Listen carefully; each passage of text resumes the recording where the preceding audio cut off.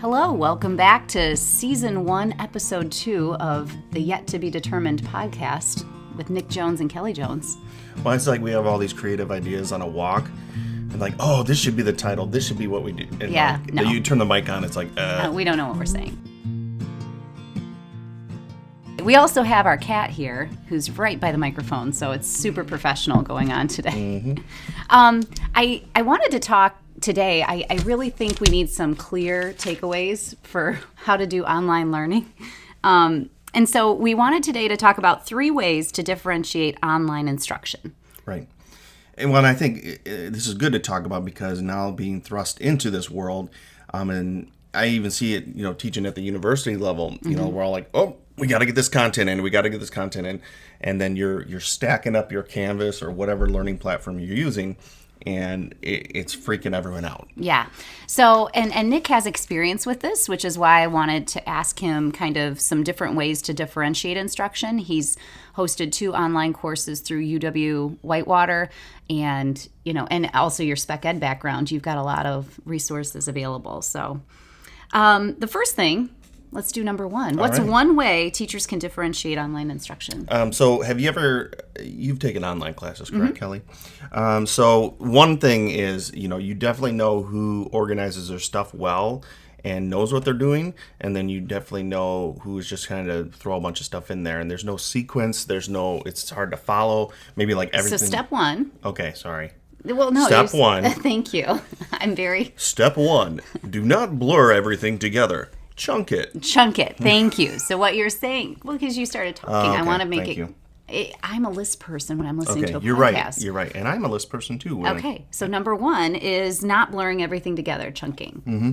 So, yeah, we've had classes where some teachers are just throwing stuff up there all the time. We're not sure where we're at. Modules are kind of blurring together. It can be hard to follow. Right. And like one example with my class that I'm doing right now is I have content, resources, assignments in one module, and content is a must-read. Resources are like may do, mm-hmm. Nice to do, nice to know, and the assignment is a must-do. And students know what they go through. If they have more time one week and want to dig into some of the resources I provided, great. But I'm not going to be assessing them on that. Mm-hmm. Other online platforms that we've used in elementary and middle schools. We have folders, so we create a folder, day 1.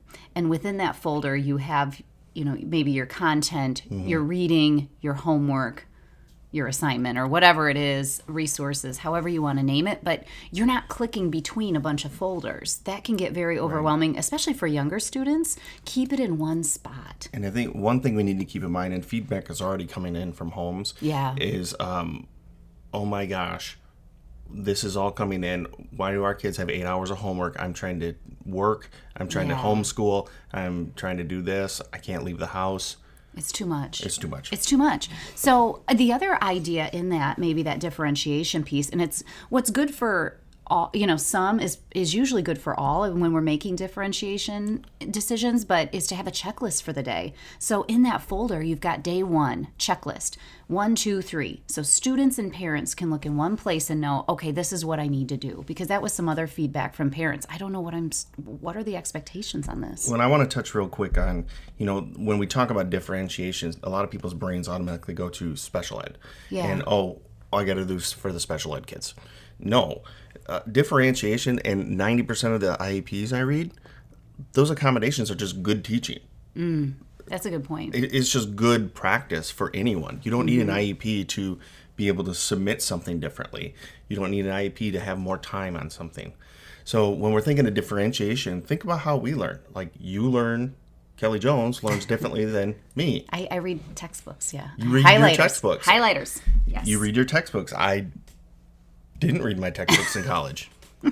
Here we are. So number 1, if we're looking to differentiate for online content, making it easier for parents and students, would be not blur everything together, have it chunked, have it clear and manageable. Correct. Number 2, give variety in submissions. So tell me more about that. So, and I don't want to keep, I just go to the, can we silence our phone, please? Yes. So this is a professional area. Anyway, there are times that for my students, I'll give submit a video submission of it. Some like to write it and can't stand recording themselves.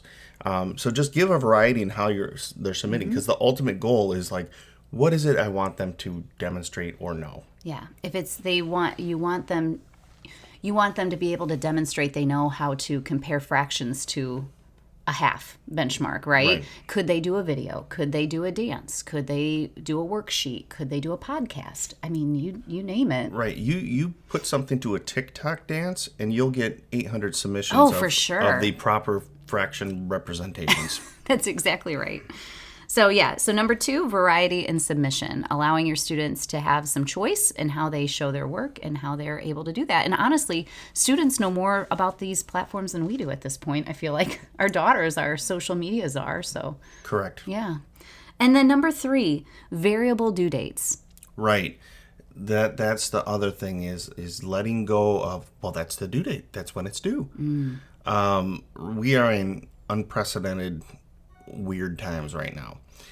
So we have to make sure to give flexibility, because all of a sudden families are now the ones homeschooling. And it's great. Behavior referrals have gone down in the last week and a half for me.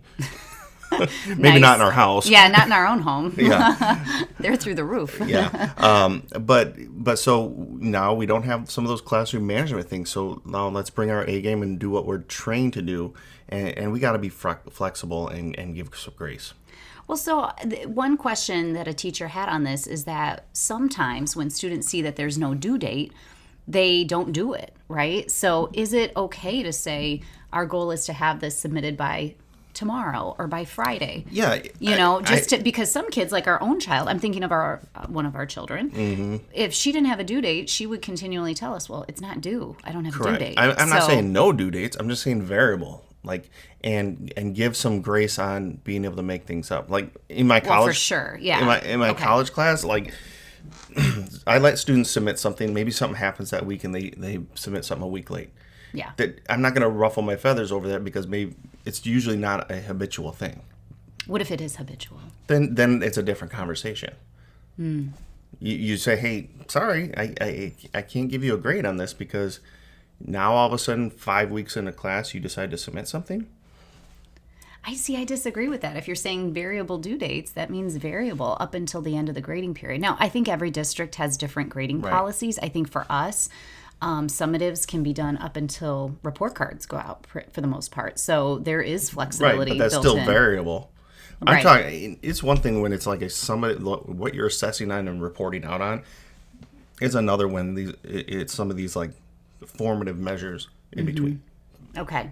So, did you just burp into the microphone? Well, I was trying to hold it. I wasn't trying to. The coffee I'm so had sorry, a bubble. Everyone. I had a bubble. Oh my gosh. Everyone, all 2 people outside of us listening. You're going to have to maybe not drink coffee, though. Okay. For this. Anyway. So 3 things. 3 ways to differentiate online instruction. Number 1, don't blur everything together. Have it clearly organized and chunked. Number 2, offer variety in the way your students are able to submit their work. And number 3, honor variable due dates, because we need flexibility more than ever during this time. And parents, too, are doing their best to go to work or work remotely and homeschool their children. There's just a lot on everyone's plate. Right. So, and you can't own... There are going to be kids that do not engage at all during this time. Yeah, due to that's hard. myriad of factors. Yeah. And that's hard for us to stomach. But here's the thing. I sleep at night knowing I've brought everything I could to the table to provide a learning opportunity for students. At the end of the day, there are some choices and there are some not choices on our kids. And right now, there's a whole lot of not choices for our kids. Yeah. They are not choosing. Now, they might like being home, but honestly, even some of our hardest kids, they're missing us. Yeah, for sure. So have some grace. Thank you so much for listening, and we'll talk to you soon.